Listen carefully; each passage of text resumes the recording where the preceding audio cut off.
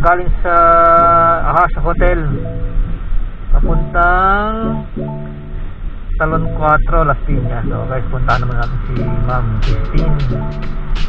So guys, puntahan natin.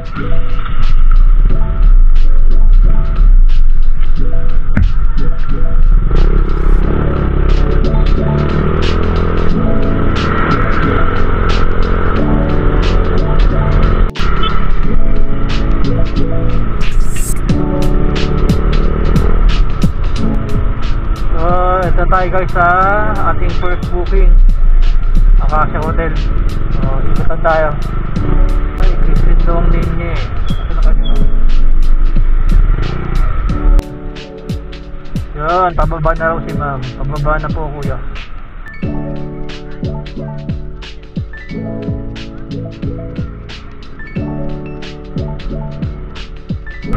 Sige po. Sabi ko lang ma'am. Ito ma'am.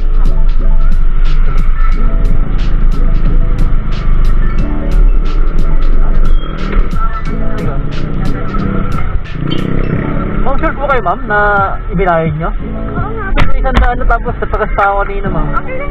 Sige po. Thank you ma'am ha. Ma'am yung gamit niya.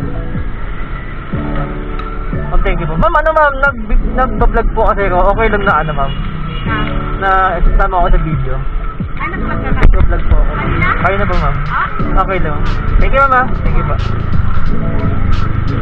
So guys, nagpapa natin yung first booking natin. Guys, Buenas yung ano, yung first booking natin kasi from Acacia Avenue, Acacia Hotel, Manila sa Commerce Ave. Tapos papunta dito sa may 4. 75 lang yung fare niya, pero kasi 1,000 yung fare niya.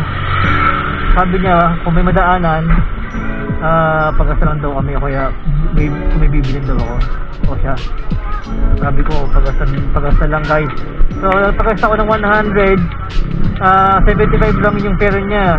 Sinuklihan ko siya ng unang barya 75 kasi wala po yung sukuli na 900. So ay tanggapin yung barya 25. So sinuklihan ko siya ng 900. Tapos binigyan niya pa ako ng 100 pesos. Sabi ko, ma'am, ano ma'am, sobra na po yung binayad ni ma'am. Kaya nung bumaba ngayon sa drop off location ni ma'am, tinanong ko ulit para sure, tapos tinanong ko rin kung okay lang na upload ko yung video. So thank you ma'am. Sa mag-drop off tayo, tapos mag-thank you tayo ma'am. 75 pesos to. So guys, pauwi na ako. Ganda ng biyahe ko ngayon guys. Kaso yung nagbayad ng Gcash din. Pero nakabawi tayo doon sa nagbayad ng 200. 75 pesos yung share niya, pero nagbayad ng 200.